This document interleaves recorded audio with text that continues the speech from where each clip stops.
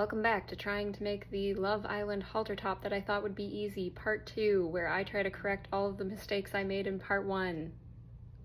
First, let's look at what went wrong with our first top. So here it is, here's the original. So the first major problem here is the boobage region, not enough coverage for me personally. Easy fix, I just didn't have enough fabric of the original one that I worked with. Not going to be a problem going forward, we'll just widen it up. The next main problem was this area where the drapage is happening. I thought that the way I cut this, it was going to drape properly. What I didn't expect was that because I cut it as a rectangle and just folded it, the bottom points are at the same length from the front and the back, so it doesn't create that drape look. So I've learned that the distance between the inner point of the chest and the outer point of the chest need to be 2 different lengths, which is an interesting problem, but we're going to figure that out.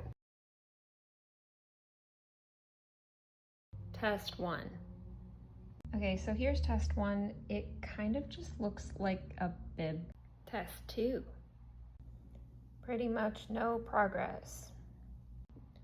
Test 3, and bigger. I think we have cracked the code. It still looks weird because it's so small, but it's actually all about the triangle shape.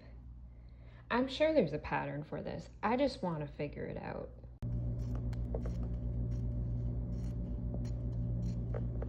Okay, we're not out of the woods yet, but this is looking a lot better. I need to iron out this crease so that this behaves and put some lining in here, and there's lots of other things to do, but this is looking a lot better.